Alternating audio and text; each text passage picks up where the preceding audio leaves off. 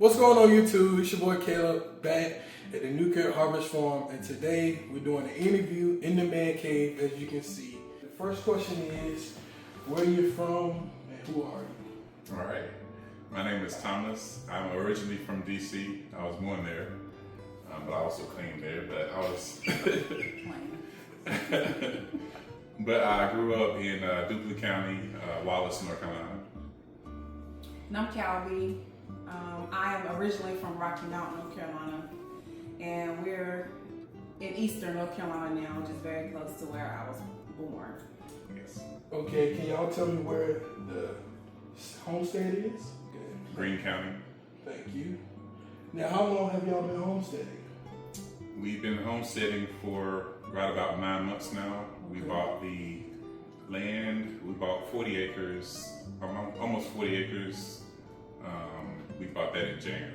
Okay. I would add, as far as having land to homestead on since January, but we've been gardening for years. I think since we've gotten our house here, which was in 2021, we've done raised garden beds pretty much every year since being here. So we kind of started the process of Okay.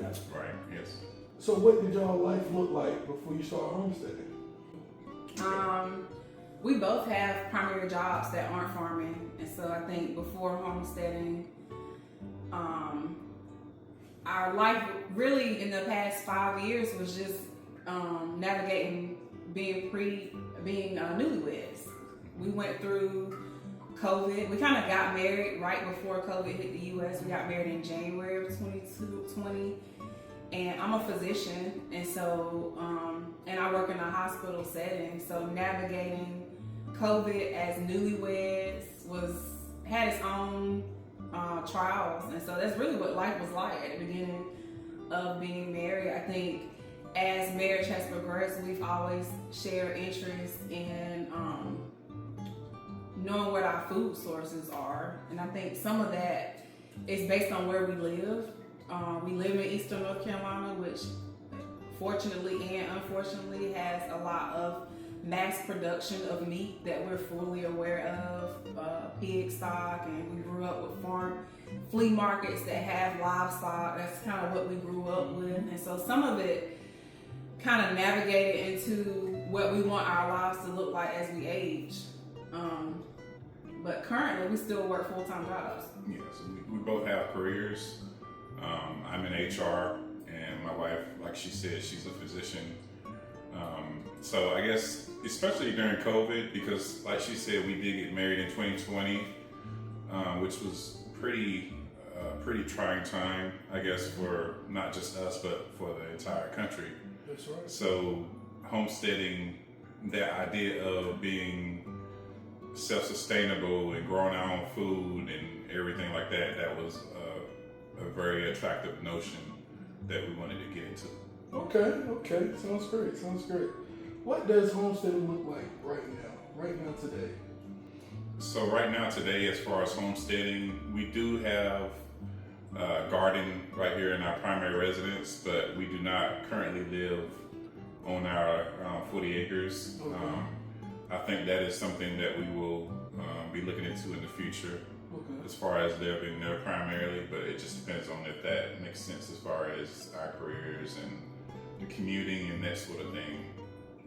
Yeah, I think right now we're still in the very beginning, so we're building infrastructure. We're deciding on what food sources we want to raise and have for ourselves. So it's just very early on. So a lot of this is fresh, which is probably a good time to ask questions because it's what we're going through right now. So Yes, definitely. That's great. So are y'all doing this solo by yourselves, or? I think it's kind of hard to answer that question. So generally, as far as money, and I'm sure that'll come up a lot during this discussion, but we are financing it ourselves.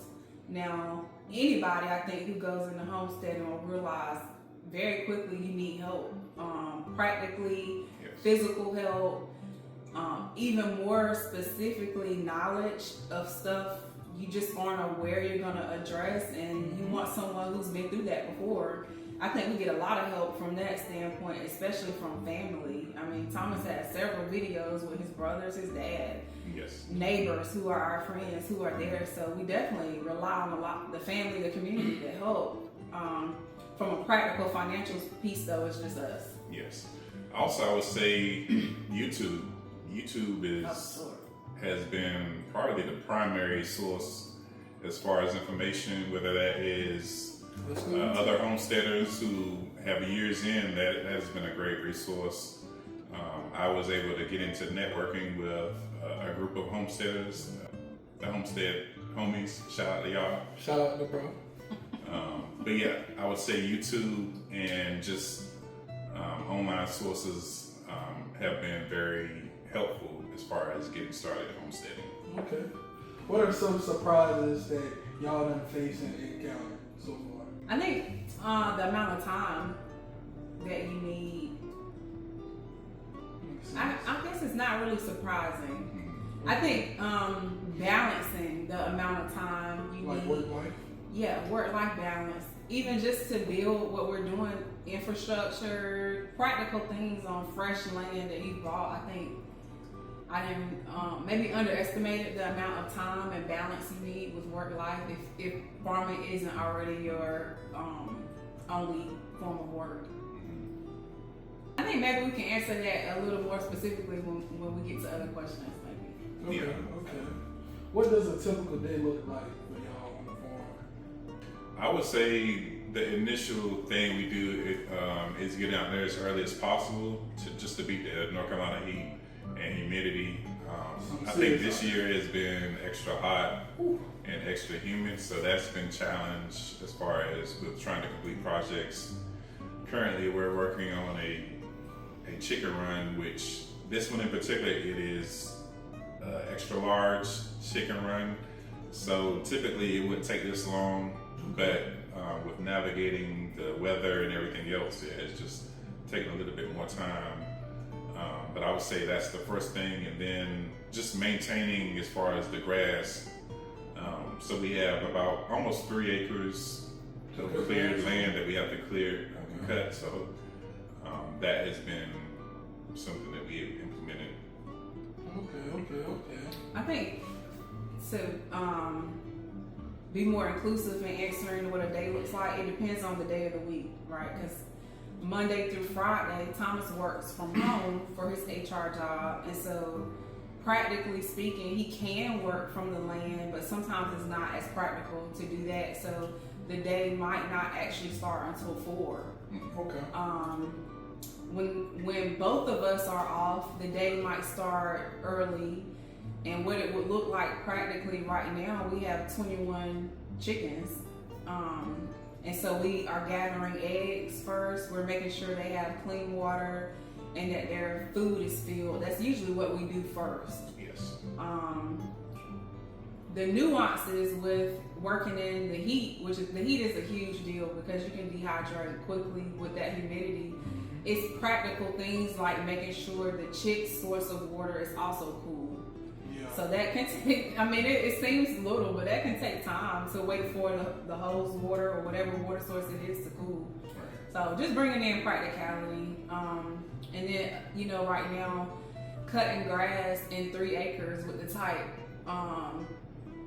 lawnmower that we have can take a good 3 hours. So it sounds like a little, like maintaining grass and cutting, but that's 3 hours in 95-degree heat with a heat index of 100.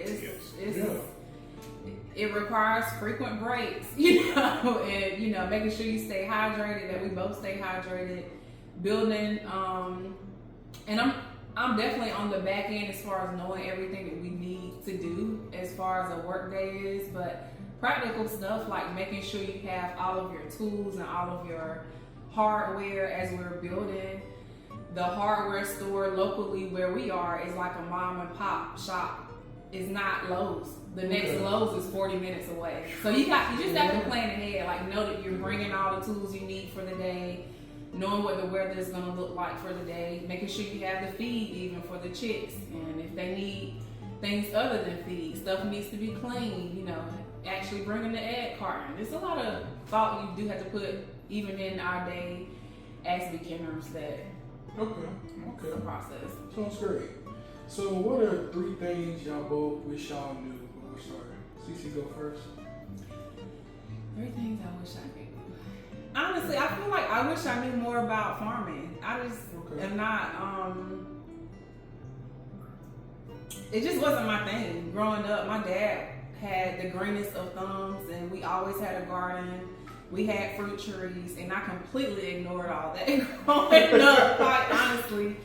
I'm a vegetable eater. I could eat a salad every day, most meals, and I'm the type of person that keeps arugula in the fridge, but knowing how to grow it, what season to grow it in, what you need in your soil, those are things I just they're not in my knowledge bank. So learning things like soil or soil testing or companion planting, I just don't have that knowledge base. So I think that's one. You said 3, right? Cost is a big one. Even down to how much it's going to cost to feed the amount of chicks you want to grow. I keep using chicks because that's the only animal we have right now, but practically knowing the cost to sustain whatever you're starting, I think I wish I knew a lot more about up front. And I would say one thing that I wish I knew was that we wouldn't have access to the fields before we closed. Okay. What you mean by that? Well, when we first bought the property, our realtor had told us that the current farm lease we could revoke that, but I didn't find that out until we closed that I couldn't. I had to honor that particular lease. Okay. So for the 2025 planning year or crop year, I had to honor that particular crop lease, which was fine. It was actually a blessing in disguise because it actually slowed us down a little bit. I think if I had access, I would have been gung-ho and it would have just been... wow. Yes, definitely. And just to kind of explain, so we have 38 acres of land, but I would say 20 acres of it is clear. About 22. It's technically cleared land, but beyond the 3 that's surrounding the mobile home property that's there, the rest of it has been used for produce farming. And so it was soybean when we went and toured it initially before buying it. It was soybean, they cut it down. I think a part of what we didn't understand about the farming renter agreement is where it was in the season, because his rental agreement lasted through March of this year, and that's the part we didn't understand. We thought it would end right at purchase time, but technically it ended when his contract to end was, which was March, which was a blessing because we got the money even though we didn't own it. But January to March we got the money from him using that land, and we were able to make an educated I think wise now decision for him to use it this season. It comes with risk though, and I will say that because we were also concerned on what products he's using to spray the land, and that's something we could talk about probably at a different time. But just knowing what your renters, if you're renting out to farmers, even if it's temporary, knowing what they're using, because that can affect your soil for, depending on what they use, years. But even if it's not something that's year long, you want to know what's safe to grow in that soil right after they use it. So that plays a role too. Okay. So what is some advice have y'all gotten ever since y'all have started? I would say the biggest or most important advice I've gotten is to slow down. Okay. I don't think that you have to do everything all at once. So I think for me in general, I think I want to do everything. I want to get the tractor. I want to get this and that. But I'm like, I have to just pace myself, especially when majority of the physical labor is done by me. So I have to pace myself between my primary job and this land. I have to just be able to just calm it down and realize that it's not built in one season or two. That when you see these farmers on YouTube and when you visit farms, these farms are 10, 20 plus years in, and they have the infrastructure, they have everything built up, and that takes time, so I would say that. And happen overnight. Yes. Doesn't happen overnight. You got anything to say? I agree completely. Our mom and godmom were just saying this last night. You need to pace yourself, and that can affect your pockets, but even more importantly, it can affect your physical health. So you gotta take it easy when you need to take it easy. Yes. You know? And that's one thing I gotta work on is sometimes I'm out there, like on the weekend, I'm out there all day long. And I'm just used to working until exhaustion a lot of times, and that's not a good way to do things. So I just need to make a plan to just be out there just 8 hours a day. That way the next day I'm not in recovery or anything like that. So Worn out. yes. Okay. Why is this homesteading lifestyle important to y'all? I think, we've said I'm a physician, and I don't think, even as a physician, it doesn't always mean you practice what you preach, I would say, but when it comes down to what decisions we can make day to day to affect our health and wellness, is what we put in our mouths. And even though I'm a physician, I think healing the way that our bodies were created to heal is what your primary option should be. And if that means changing how you eat and how you move, that should be what you do. And so for us, we want to know what we're putting in our bodies ultimately, and that it came from a healthy source, but also it's enjoyable and rewarding to grow and produce what you eat. And that's coming from me. It's very interesting to hear, because as you mentioned, I didn't grow up on a farm or even honestly know how to garden well before Thomas. So the joy of growing my own tomatoes and my own peppers this year, I just added bell peppers last night to lasagna that I made, and I grew those peppers myself. It's very rewarding. And so I think the homesteading part, it's like our way of sustainability, of course, but also knowing what we're eating. Why is homesteading important to you? I would say homesteading is important to me, especially in the times that we live in, where you don't want to be solely dependent on the system, if you want to call it that, for your resource. Because if they have the power to feed you, they also have the power to starve you as well. Mm-hmm. So I think, even with the times we live in, the FDA and just it's construed to where you don't know what you're eating. They got lab grown foods out here, and just everything is processed, and just you're not really sure what they're putting in those implementations as far as the crops or the livestock that you're eating. So I have a real quick question. What does success look like on the homestead? So what is the end goal? The end goal is basically just to be able to grow our own food, have a place where we can, have cookouts and enjoy our family and friends. It's not just for growing our food, but it's also a place where we can do recreational things. It'll have a shooting range over there. They have ATV trails. Of course, I have some of those already. Yes, Yeah. It's like a multi-use property, That's so not where I just- can hunt and fish and just enjoy our lives, basically.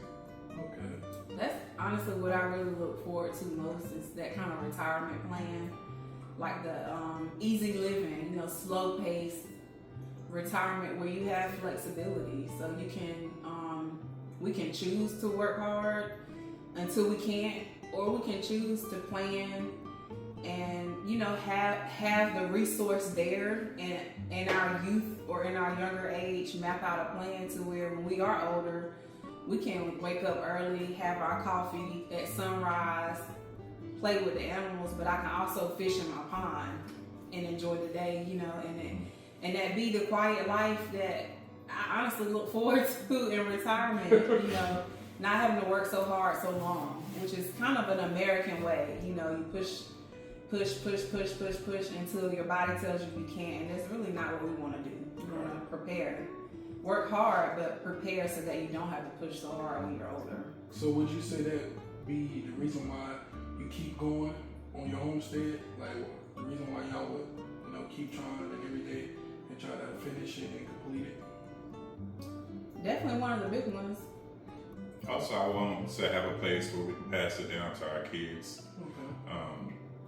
I didn't have any inheritance necessarily, if you want to call it that, as far as, you know, where they had some land to count on or whatever the case. I wanted to have that for our kids, to where we have a, you know, they can inherit some land, they can inherit certain qualities as far as knowing how to grow their own food, because that's important.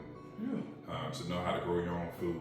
It's important to know how to hunt and feed yourself. Yeah, survive. Yes. Okay.